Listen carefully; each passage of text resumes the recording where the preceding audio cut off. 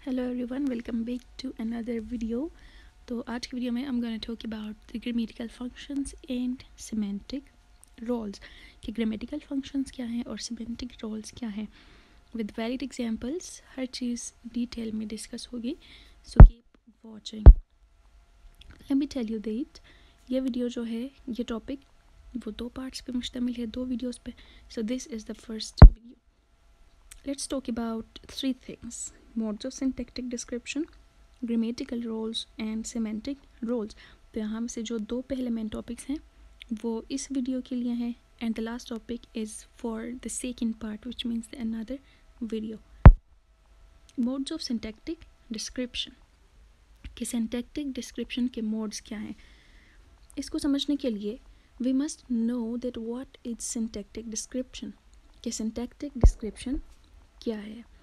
Syntactic description का मतलब है कि सिंटैक्टिक यूनिट्स का मतलब है सेंटेंस के अंदर जो डिफरेंट वर्ड्स और यूनिट्स आते हैं उनको डिस्क्राइब करना, इस कॉल्ड है सिंटैक्टिक डिस्क्रिप्शन। तो मोड्स ऑफ सिंटैक्टिक डिस्क्रिप्शन, हम किसी भी सेंटेंस के या किसी भी पैराग्राफ के या किसी भी लार्जर यूनिट के अंदर जो यूनिट्स हैं उनको डिस्क्राइब तीन तरीक़ों से कर सकते हैं। वो तीन तरीके कौन से हैं? या फॉर्म के ज़रिए हम उनको डिस्क्राइब कर सकते हैं, फंक्शन के ज़रिए, या फिर पोजीशन के ज़रिए। और इन तीनों को कहा जाता है मोड्स ऑफ स्ट्रक्चरल डिस्क्रिप्शन या फिर modes of syntactic description. Let's talk about them one by one. सबसे पहले है form. What is form? Grammatical shape of a unit that we analyse. कोई भी यूनिट, कोई भी सेंटेंस का पार्ट जिसको हम एनालाइज करते हैं उसके ग्रामेटिकल शेप को कहा जाता है फॉर्म। इसको कैटेगरी भी कहा जाता है। According to form words are divided into two types. Form के मुताबिक वर्ड्स को कितने टाइप्स में डिवाइड किया है? Two, the single words and the word groups. Single words का मतलब है जो वर्ड्स सिंगल होते हैं, जैसे कि नाउन है, प्रोनाउन है। और सेकंड टाइप है वर्ड ग्रुप्स, जिसके अंदर क्या होती है? वर्ड्स की कॉम्बिनेशन होती है, like phrases, clauses and sentences. तो जो पहला टाइप है सिंगल वर्ड्स, वो फिर फर्दर टू क्लासेस में डिवाइडेड है। वो कौन कौन सी क्लासेस हैं? Form classes and the structure classes. Form classes कौन से होते हैं? Lexical, content and open class. ये लेक्सिकल होते हैं विच मीन्स दैट इनकी कोई मीनिंग होती है, इनके अंदर कोई कंटेंट होता है, and they are the open class words. Open class का मतलब है ऐसे ग्रुप ऑफ वर्ड्स जिनके अंदर नए वर्ड्स की एडिशन पॉसिबल है। For example noun, verb, adjective, adverbs, ये सारी चीज़ें फॉर्म क्लासेस में आती हैं। अगर हम नाउन की बात करें तो noun is let's say a naming word. तो अगर कोई नई इन्वेंशन हो जाए तो उसका डेफिनेटली नया नाम आएगा। तो ये ओपन क्लास में उस नई इन्वेंशन का नाम ऐड हो सकता है। That is why they are called as open classes. Why? Because they are open to the new words और इनकी अपनी कोई मीनिंग होती है। But the second division, the second type is structure classes. Structure classes कौन से होते हैं? जिनके अंदर ग्रामेटिकल वर्ड्स आते हैं। ग्रामेटिकल वर्ड्स इसका मतलब है यहाँ पे मीनिंग को हम नहीं देख रहे हैं, इनकी कोई मीनिंग नहीं होती है, but they have a grammatical function. ये ग्रामर के अंदर कुछ फंक्शन कर रहे होते हैं, इनका कोई रोल और फंक्शन होता है। They are also called as the function words. और ये क्लॉज सेट होते हैं, क्लॉज्ड क्लासेस होते हैं। वाई? बिकॉज ये जो हैं वो इंग्लिश के अंदर डिफाइंड हैं कि पहले से ही प्रोनाउंस ये हैं, प्रीपोजिशंस ये हैं, तो इनके अंदर नए प्रोनाउंस या नए प्रीपोजिशंस की एडिशन पॉसिबल नहीं है। That is why they are called as the closed sets या फिर closed classes of the words. ये हो गया फॉर्म। एंड फंक्शन, नाम से ही हमें पता लगता है कि function is the grammatical job that a particular unit has with in a larger unit. Grammatical job, function क्या होता है? ग्रामेटिकल जॉब होता है किसी भी यूनिट का लार्जर यूनिट के अंदर क्या जॉब है। फॉर एग्जांपल एक पूरा सेंटेंस है, उसके अंदर नाउन है, तो इसका मतलब हो गया कि लार्जर यूनिट के अंदर जो पर्टिकुलर यूनिट है नाउन, उसका क्या जॉब है। इसके जॉब को देखा जाता है ग्रामेटिकल जॉब को। Therefore it means syntactic function, इसीलिए इसको हम कह सकते हैं कि syntactic function. For example they play cricket, यहाँ पे दे जो है वो सब्जेक्ट का फंक्शन कर रहा है, सब्जेक्ट का जॉब कर रहा है। और क्रिकेट जो है वो क्या है? Direct object. तो ये इनका अपना अपना फंक्शन है। इस तरह से भी हम लोग सिंटैक्टिक डिस्क्रिप्शन कर सकते हैं. And the third mode of syntactic description is position. The position a linguistic unit can take within another unit. Position या फिर प्लेस जो कि कोई भी लिंग्विस्टिक यूनिट ले सकता है उसको कहते हैं position. Elements occurring in initial, medial और final positions within the higher order unit. कोई भी अगर हायर ऑर्डर यूनिट आ जाए जिसके अंदर ज़्यादा ऑर्डर है या ज़्यादा यूनिट्स हैं तो उसमें हम इस तरह से भी पोजीशन डिस्क्राइब कर सकते हैं कि कोई भी यूनिट इनिशियल है या मीडियल है या फिर फाइनल है. तो शुरू में जो यूनिट्स आएंगे that will be initial, then medial and finally the final positions. और हम अगर दूसरे स्पेसिफिक यूनिट्स के साथ रिलेशन में देखें तो हम लोग प्री और पोस्ट भी यूज़ कर सकते हैं to talk about the position of ये सिंटैक्टिक यूनिट. वो कैसे, जैसे कि सिलेबल्स की डिस्क्रिप्शन में होता है pre initial, post initial, pre final, post final. तो इस तरह से भी हम लोग दूसरे यूनिट्स के साथ रिलेशन में पोजीशन को डिस्कस कर सकते हैं. तो पोजीशन को डिस्कस करने के दो तरीके हो गए, इनिशियल, मीडियल और फाइनल, या फिर pre and post. For example time modifier, ऐसा मॉडिफायर जो कि टाइम को शो करता है. मे अकर इनिशियल और final position, may occur in initial और फाइनल पोजीशन. जो टाइम मॉडिफायर्स हैं वो इनिशियल में भी आ सकते हैं और फाइनल में भी आ सकते हैं. For example yesterday they had an enormous dinner. They had an enormous dinner yesterday. तो यहाँ पे जो यस्टरडे है टाइम मॉडिफायर ये शुरू में भी आ सकता है इनिशियल पोजीशन और फाइनल में भी आ सकता है which is the final position. So this is how we describe the position of syntactic units. Ambiguous function, जो हमने दूसरी बात की फंक्शन की, वो एम्बिगुअस भी हो सकता है. एम्बिगुअस फंक्शन का क्या मतलब है? Sometimes the function might be ambiguous. It can have a general sense and a grammatical sense. Ambiguous का मतलब है कि कोई भी फंक्शन है तो उसके दो सेंसेस हो सकते हैं, एक जनरल सेंस और एक ग्रामेटिकल सेंस. तो ये जो दो सेंसेस हैं वो फंक्शन को कभी कभार एम्बिगुअस बनाते हैं. For example let's take an example. एक सेंटेंस हम लेंगे और फिर उसका जनरल सेंस क्या बनता है और ग्रामेटिकल सेंस क्या बनता है, will talk about. So general sense, the sentence is fortunately the pen went away very quickly. ये सेंटेंस है. इसमें अगर हम वर्ड फॉर्चुनेटली को लें तो ये क्या है, इस सेंटेंस के अंदर एक एडवर्ब है. क्यों? क्योंकि ये वर्ब को डिस्क्राइब कर रहा है. ठीक है, वेंट अवे वेरी क्विकली, ये जो वेंट अवे है वर्ब इसको डिस्क्राइब कर रहा है, that is why this is an adverb. लेकिन from functional point of view it is intensifier. ये क्या कर रहा है, इंटेंसिफाई कर रहा है कि पेन जो वेंट अवे हुआ है, पेन जो चला गया है, इस बात को इंटेंसिफाई कर रहा है, एक्सेजरेट वी कैन से. तो इसलिए अगर हम इसके फंक्शन को देखें तो this is N intensifier. General sense में ये एक इंटेंसिफायर है. बट अगर हम ग्रामेटिकल सेंस को देखें तो फॉर्चुनेटली जो वर्ड है उसका फंक्शन एडवर्बियल है, अगेन जो कि पर्टिकुलर यूनिट को डिस्क्राइब कर रहा है, मॉडिफाई कर रहा है, that is why it is adverbial. It tells about the manner in which pen went away. ये जो पेन वेंट अवे हुआ है उसके मैनर को बता रहा है. तो ग्रामेटिकल सेंस में हम लोग ये कह सकते हैं कि ये जो है ना मैनर को डिस्क्राइब कर रहा है, बट जनरल सेंस में ये इंटेंसिफाई कर रहा है. सो इस तरह के केसेस में द फंक्शन बिकम्स एम्बिगुअस. और ग्रामेटिकल रोल्स, ग्रामेटिकल रोल्स क्या होते हैं? Specific roles which are played by various syntactic constituents in a sentence. वो रोल्स जो कि डिफरेंट कॉन्स्टिट्यूएंट्स का होता है within a sentence. Constituents मतलब सेंटेंस के अंदर कौन कौन सी चीज़ें आ रही हैं, तो उनका जो रोल प्ले हो रहा है उसको हम कहते हैं ग्रामेटिकल रोल. और ये जो रोल है वो किस वजह से आ रहा होता है? Due to their specific positions and forms. ये इनके या फिर पोजीशन की वजह से ये रोल आता है या फिर इनके फॉर्म की वजह से आता है. तो ग्रामेटिकल रोल्स जो हैं वो ये हैं कि subject, predicative complement, direct object, indirect object, adverbial complement, oblique complement, modifier. ये सारी क्या हैं? स्पेसिफिक रोल्स हैं, ग्रामेटिकल रोल्स हैं कि कोई भी वर्ड है वो या सब्जेक्ट का रोल प्ले कर सकता है या डायरेक्ट ऑब्जेक्ट का या कॉम्प्लीमेंट का या मॉडिफायर का. तो these are the grammatical roles. और सबसे पहला रोल है सब्जेक्ट. ज़्यादातर हम ये कहते हैं कि the noun phrase is called the subject. किसी भी सेंटेंस के अंदर जो नाउन फ्रेज होता है वही क्या है? सब्जेक्ट है. In English it is identifiable by position. English की अगर हम बात करें तो हम सब्जेक्ट को उसके पोजीशन के ज़रिए आइडेंटिफाई कर सकते हैं। Noun phrase followed by verb is object and if they are two the next will be called second object. Verb से जो पहले नाउन फ्रेज आता है वो सब्जेक्ट होगा, वर्ब के बाद जो नाउन फ्रेज आता है दैट इज़ द ऑब्जेक्ट। अगर वर्ब के बाद दो आ रहे हैं तो जो लास्ट होगा उसको हम कहेंगे द सेकंड ऑब्जेक्ट या समटाइम्स इनडायरेक्ट ऑब्जेक्ट, जो कि आगे डिस्कस होगा। Subject and object are grammatical roles not related to meaning. Subject और ऑब्जेक्ट जो हैं वो ऐसे ग्रामेटिकल रोल्स हैं जो कि मीनिंग से रिलेट नहीं करते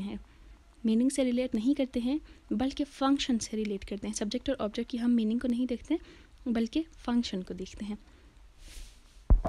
In some languages, grammatical roles are identified not by position but by the morphology of words in the phrase, a morphological characteristic called case.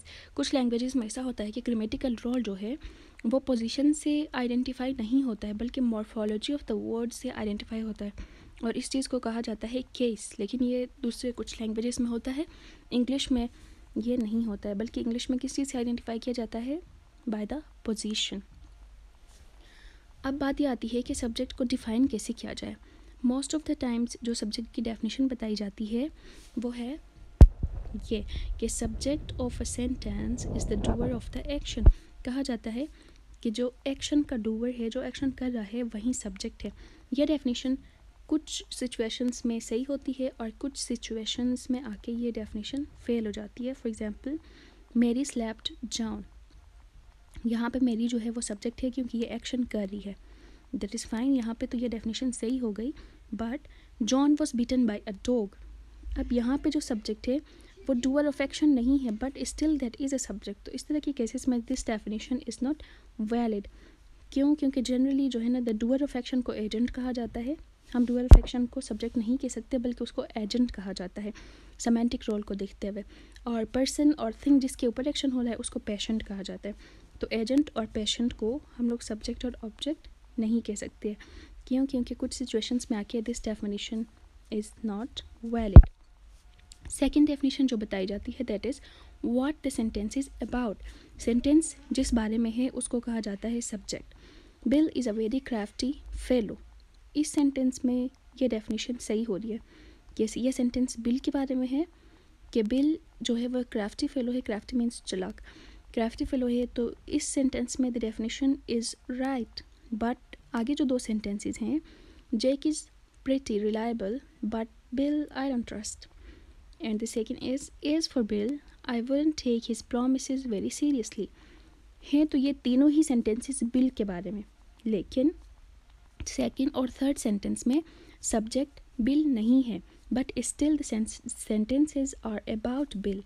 तो इस तरह के केसेस में दिस डेफिनेशन बिकम्स इनवैलिड और wrong. तो ये डेफिनेशन है, इस पे भी हम लोग रिलाई नहीं कर सकते हैं क्योंकि ये भी कुछ ही सिचुएशंस में एप्लीकेबल होता है।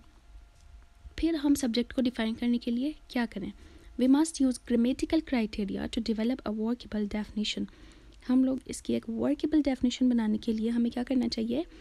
ग्रामेटिकल क्राइटेरिया को देखना चाहिए कि ग्रामेटिकल क्राइटेरिया क्या है, और ये ग्रामेटिकल क्राइटेरिया का हमें कैसे पता लगेगा? Looking at the grammatical properties of subject. जो सब्जेक्ट है उसकी ग्रामेटिकल प्रॉपर्टीज़ को देखते हुए हमें पता लगेगा। अब सब्जेक्ट की प्रॉपर्टीज़ कौन कौन सी हैं इस बारे में बात करते हैं। ग्रामेटिकल प्रॉपर्टीज़ ऑफ सब्जेक्ट, बिगफोर्ड जो था उन्होंने बताए थे कि सब्जेक्ट की कुछ प्रॉपर्टीज़ हैं जो कि ये हैं। तो सबसे पहली प्रॉपर्टी है word order. In basic English sentence, the subject normally comes before the verb, while the object and other parts of the sentence follow the verb. इन्होंने जो पहली प्रॉपर्टी बताई थी वो ये है कि सब्जेक्ट जो है वो वर्ब से पहले आता है। ये हो गई इसकी पहली प्रॉपर्टी, जबकि ऑब्जेक्ट और दूसरे जो पार्ट्स हैं वो वर्ब के बाद आते हैं। यह सब्जेक्ट की एक प्रॉपर्टी हो गई। सब्जेक्ट की दूसरी प्रॉपर्टी है pronoun forms. The first and third person pronouns in English appear in a special form when the pronoun is a subject. अगर pronoun subject हो जाए तो first person pronoun और third person pronoun है वो different sentences में उनका क्या होता है? special form होता है, same form नहीं होता है। For example, she loves me. अब यहाँ पे जो she है वो एक थर्ड पर्सन प्रोनाउन है और ये यहाँ पे सब्जेक्ट के तौर पे आ रहा है। लेकिन अगर हम सेकंड में देखें, आई लव हर, यहाँ पे ये ऑब्जेक्ट के तौर पे आ रहा है और यहाँ पे सब्जेक्ट क्या है, फर्स्ट पर्सन प्रोनाउन है आई। तो इस तरह यहाँ पे शी आ गया, यहाँ पे हर, ये दोनों क्या हैं, डिफरेंट हैं। तो इस तरह के स्पेशल फॉर्म्स में अपीयर होते हैं the first person pronouns and the third person pronouns. अब शी लव्स मी हो गया, तो हमने आई लव शी नहीं किया। आई लव शी क्या है, इनकरेक्ट है, आई लव हर है। तो शी जो है वो क्या होता है, स्पेशल फॉर्म्स में चेंज होता है। The next property is agreement with verb, जिसको सब्जेक्ट वर्ब एग्रीमेंट भी कहा जाता है। सब्जेक्ट की एक प्रॉपर्टी ये है कि वो हमेशा वर्ब के साथ एग्री करेगा, विच मीन्स दैट जैसे कि हमें एक रूल का पता है कि अगर हम लोग सिंगुलर, सब्जेक्ट सिंगुलर हो और प्रेजेंट टेंस हो तो हम लोग क्या करते हैं, वर्ब के साथ एस या ई एस लगाते हैं। तो इस तरह से वर्ब और सब्जेक्ट के दरमियान एक एग्रीमेंट होनी चाहिए, वो दोनों एक दूसरे के साथ एग्री कर लेने चाहिए। जैसे कि शी एंगर्स हिम, यहाँ पे जो सब्जेक्ट है और वर्ब है ये दोनों एग्री कर रहे हैं, that's fine. They anger him, अब जब यहाँ पे दे आ गया जो कि प्लूरल है तो फिर एंगर के साथ जो एस था वो हट गया। वाई, क्योंकि हमने इस वर्ब को सब्जेक्ट के साथ एग्री कराना है। And in the third sentence she angers them, again यहाँ पे शी के साथ एंगर्स जो है वो इन एग्रीमेंट है। Why, because she is singular, तो हमने इसके साथ एस या फिर ई एस लगाया। अगर हम ऐसा करें कि शी एंगर देम, अगर हम एस को हटाएंगे तो विच मीन्स कि सब्जेक्ट और वर्ब के दरमियान एग्रीमेंट नहीं है। तो सब्जेक्ट की ये प्रॉपर्टी है कि वो हमेशा वर्ब के साथ एग्री करता है और करना चाहिए। Grammatical properties of subject. Next property है content questions. If the subject is replaced by a question, word, who or what, the rest of sentence remains unchanged. Subject की एक प्रॉपर्टी ये है कि अगर हम सब्जेक्ट को रिप्लेस करें हु या वट से तो बाकी सेंटेंस है वो अनचेंज होगा, उस पर कोई फ़र्क नहीं पड़ेगा। Zahra rights a story, who rights a story, हमने यहाँ पे जहरा को हु से रिप्लेस किया तो आगे का जो पार्ट है वो अनचेंज रह गया, इसको हमें चेंज करने की ज़रूरत नहीं पड़ी। तो which means that Zahra is the subject, ये है सब्जेक्ट की एक property. And the next is tag questions. Tag questions क्या होते हैं, they are use to say confirmation of a statement. कोई भी स्टेटमेंट हम बोलते हैं एंड में उसकी कन्फर्मेशन करते हैं यूजिंग अ क्वेश्चन, उसको कहा जाता है क्वेश्चन टेक। जैसे कि I write a story, don't I, she likes to eat apples, doesn't she. तो इस तरह की जो कन्फर्मेशन होती है उनको कहा जाता है tag questions. Always contain a pronoun which refers back to the subject and never to any other element in the sentence. जो टेक क्वेश्चन है, जो कन्फर्मेशन के लिए हम यूज़ करते हैं, उनके अंदर एक प्रोनाउन होता है जो कि क्या करता है, सब्जेक्ट को रेफर करता है। इस तरह से भी हम लोग सब्जेक्ट को आइडेंटिफाई कर सकते हैं। For example, John loves Mary, doesn't ही, यहाँ पे जो ही है प्रोनाउन ये क्या कर रहा है, जॉन को डिस्क्राइब कर रहा है, जॉन को रेफर कर रहा है, तो which means that John is the subject. लेकिन in the second sentence John loves Mary doesn't she, this is incorrect. क्यों, क्योंकि यहाँ पे जो शी है वो सब्जेक्ट को रेफ़र नहीं कर रहा है बल्कि ये मेरी को रेफ़र कर रहा है, who is not the subject. तो इस तरह से हम लोग देख सकते हैं टैग क्वेश्चन के ज़रिए कि प्रोनाउन जिसको रेफ़र कर रहा है वही सब्जेक्ट होगा। Next property is subject auxiliary inversion. In forming a yes or no question, an auxiliary is replaced directly before the subject. जब हम yes या no का क्वेश्चन बनाते हैं तो ऑक्सिलरी जो है वो सब्जेक्ट से बिफोर आता है, ऑलवेज यही होगा। Ahmad will be present in the class, will Ahmad be present in the class, तो यहाँ पे अहमद जो है दिस इज़ द सब्जेक्ट। अगर हमने इसको क्वेश्चन में चेंज किया, जब हमने इसको क्वेश्चन में चेंज किया तो ये विल जो है वो ऑक्सिलरी आ गया, ऑक्सिलरी के फ़ौरन बाद सब्जेक्ट आएगा। This is the property of subject, will Ahmad be present in the class. और अगर हम एक और एग्जाम्पल की बात करें तो she will come to the party, अगर हम इसको क्वेश्चन बनाएं will she come to the party, तो विल के फ़ौरन बाद जो यूनिट आ रहा है she, that is the subject. और एक प्रॉपर्टी है noun phrase is subject of a clause. only a noun phrase or an s can be the subject of a clause. The subject of a clause s in the noun phrase or sentence that is immediately dominated by the s node and that precedes the verb phrase of the clause. अब subject की एक property ये है कि subject जो है वो क्या करता है, हमेशा प्रीसीड्स द वर्ब, ये वर्ब से पहले आता है, वर्ब या ऑक्सिलरी फ्रेज से पहले आता है.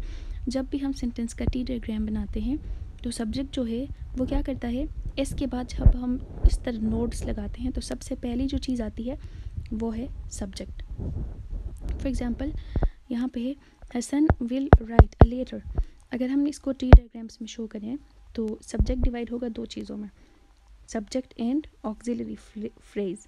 तो यहाँ पे जो सब्जेक्ट है दैट इज़ हसन, जिसने क्या किया है, सेंटेंस को नोट्स बनने के बाद डायरेक्टली फॉलो किया है, और ये ऑक्सिलरी फ्रेज या फिर वर्ब फ्रेज से प्रीसीड कर रहा है, पहले आ रहा है. तो this is the property of subject. अब बात करते हैं अबाउट प्रीडिकेटिव कॉम्प्लीमेंट्स. के प्रीडिकेटिव कॉम्प्लीमेंट्स क्या है? They are also called as the subject complements. इनको सब्जेक्ट कॉम्प्लीमेंट्स भी कहा जाता है. क्यों? क्योंकि ये सब्जेक्ट को डिस्क्राइब करते हैं. Predicate nominative is a noun phrase or pronoun that completes the meaning of a linking word. ये एक ऐसा कॉम्प्लीमेंट होता है, एक ऐसा नॉमिनेटिव होता है जो कि क्या करता है, लिंकिंग वर्ब की मीनिंग को कंप्लीट करता है. अब लिंकिंग वर्ब कौन सा हो गया, जो कि सब्जेक्ट और बाकी सेंटेंस के पार्ट के दरमियान में लिंक पैदा करा रहे, उसको कहा जाता है लिंकिंग वर्ब. और जो लिंकिंग वर्ब की मीनिंग को कंप्लीट कर रहा है that is the predicative complement. The word that answers what after the verb is a complement. Verb के बाद अगर हम क्वेश्चन लगाएं what, तो इस what का जो आंसर होगा that is the predicative complement. The function of predicative complement is that of ascribing some property to the subject of the sentence. Predicative complement का फंक्शन क्या है? ये क्या करता है, सब्जेक्ट के बारे में बताता है, सब्जेक्ट की कोई प्रॉपर्टी ascribe करता है. This function is normally realized by noun phrase but also by adjective phrases or prepositional phrases, and the verbs that select such a complement belong to the class of copulas. ये जो function है कि subject के बारे में बताना, ये ज़्यादातर नाउन फ्रेजेस करते हैं, लेकिन कुछ केसेस में एडजेक्टिव फ्रेजेस या प्रीपोजिशनल फ्रेजेस भी कर सकते हैं.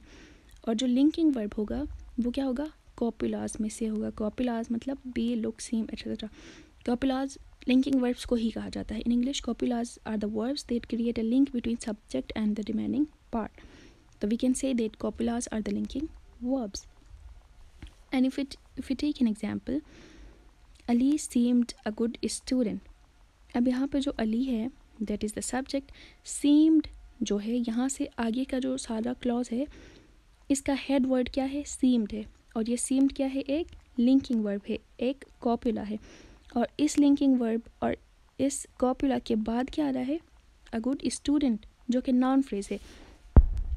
और ये जो नाउन फ्रेज है अ गुड स्टूडेंट, ये किस चीज़ को रेफ़र कर रहा है, सब्जेक्ट को रेफ़र कर रहा है जो कि अली है. तो इस तरह से हम लोग देख सकते हैं कि प्रीडिकेटिव कॉम्प्लीमेंट जो होगा वो हमेशा वर्ब को फॉलो करेगा और सब्जेक्ट के बारे में बताएगा. And the second sentence, Hasan looked foolish in their track suit.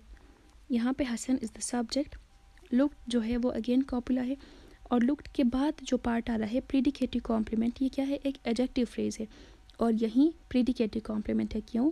क्योंकि ये हसन जो सब्जेक्ट है उसके बारे में बता रहा है. So this is the predicative complement. Constituents following V है grammatical function of predicative complement. Verb के बाद जो कॉन्स्टिट्यूएंट्स आते हैं उनका फंक्शन है प्रीडिकेटिव कॉम्प्लीमेंट का. क्या फंक्शन है?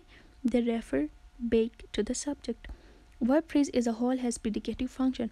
वर्ब फ्रेज जो है उस पूरे का एक प्रीडिकेटिव फंक्शन होता है. जैसे कि इस एग्जांपल में Ali seemed a good student, यहाँ पे सीम्ड से जो आगे का पार्ट है ये सारा क्या है, वर्ब फ्रेज है.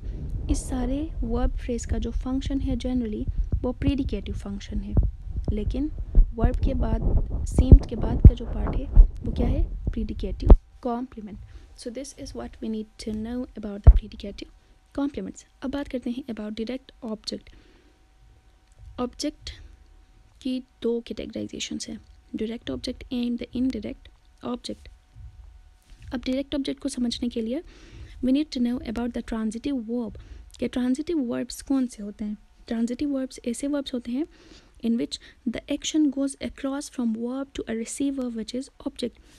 देखिए ट्रांजिटिव वर्ब का इसके अंदर वर्ड आ रहा है ट्रांजिट। ट्रांजिट का मतलब है ट्रांजिट होना, ठीक है, एक चीज़ से दूसरी चीज़ में चले जाना। तो इसके नाम से हमें पता लगता है कि ट्रांजिटिव वर्ब्स ऐसे वर्ब्स होते हैं जिनका एक्शन उनके बाद आने वाले ऑब्जेक्ट की तरफ जाता है। तो ऐसे वर्ब्स को कहा जाता है ट्रांजिटिव वर्ब्स। और ट्रांजिटिव वर्ब्स के बाद जो चीज़ आएगी, जो एक्शन रिसीव कर रहा है, उसको कहा जाता है ऑब्जेक्ट। और अगर ये एक्शन डायरेक्टली रिसीव हो रहा है तो होगा डायरेक्ट ऑब्जेक्ट, अगर डायरेक्टली नहीं हो रहा है रिसीव तो उसको हम कहेंगे इनडायरेक्ट ऑब्जेक्ट। फर्दर डिस्कशन इस तरह से होगी कि the receiver of the action is called an object. जिस पे एक्शन रिसीव हो रहा है, जो एक्शन रिसीव कर रहा है, उसको कहा जाता है ऑब्जेक्ट। ऑब्जेक्ट की दो टाइप्स आ गई, direct and indirect object. To identify the direct objects, take the verb and ask the question verb what or verb whom। तो ये जो हम वर्ब को लेंगे, वर्ब के बाद what या whom लगा के क्वेश्चन बनाएंगे, तो इस क्वेश्चन का जो आंसर होगा वो होगा direct object. For example the girl was reading a book, हमने यहाँ में से उठाया वर्ब को reading. The girl was reading what, अब what का आंसर क्या है, बुक। तो what या whom का जो आंसर होगा वो होगा direct object. The girl was reading a book. The girl was reading what? A book. A book जो है वो है direct object. It is complement of we and can't be omitted। और ये जो direct object है ये verb का complement है। सही हो गया, verb के बाद आ रहा है और इसको हम omit नहीं कर सकते हैं। In passive voice noun phrase या फिर object becomes subject। जब हम passive voice बनाते हैं तो interchanging होती है कि जो object है और सब्जेक्ट की जगह आता है और सब्जेक्ट ऑब्जेक्ट की जगह चला जाता है। For example the girl was reading a book, the book was being red by the girl, a book was being red by the girl. तो पैसिव में वर्ब ये बुक है वो पहले आता है और द गर्ल है वो लास्ट में चला जाता है। तो सब्जेक्ट और ऑब्जेक्ट के प्लेसेस में चेंजिंग आ जाती है। Verbs which sub categorise for a constituent functioning as direct object are said to be monotransitive verbs. अब ट्रांजिटिव वर्ब्स के अंदर दो चीज़ें आती हैं, monotransitive and ditransitive. Monotransitive का मतलब है जो कि एक ही चीज़ की तरफ ट्रांजिट हो रहा है, जिसमें एक्शन एक ही चीज़ की तरफ ट्रांजिट हो रहा है। जैसे कि रीडिंग हो गया, the girl was reading a book, इसमें एक ही ऑब्जेक्ट की ज़रूरत होती है। लेकिन कुछ ऐसे वर्ब्स होते हैं जिनको दो ऑब्जेक्ट्स की ज़रूरत होती है और उनको कहा जाता है डाई ट्रांजिटिव वर्ब्स। ये अगली स्लाइड में डिस्कस होगा। इनडायरेक्ट ऑब्जेक्ट क्या होते हैं, जब वर्ब के बाद दो नाउन फ्रेजेज आएँ या दो नाउन्स आएँ तब वर्ब जो है वो डाई ट्रांजिटिव होता है। क्यों? क्योंकि उसको दो ऑब्जेक्ट्स की ज़रूरत है। Indirect objects can be replaced by a PP with to और for in a passive voice. जब हम पैसिव वॉइस में चेंज करते हैं तो जो इनडायरेक्ट ऑब्जेक्ट है उसको टू लगा के चेंज कर सकते हैं। For example she gave the baby a chocolate, ये हो गया डायरेक्ट नहीं, ये हो गया एक्टिव वॉइस।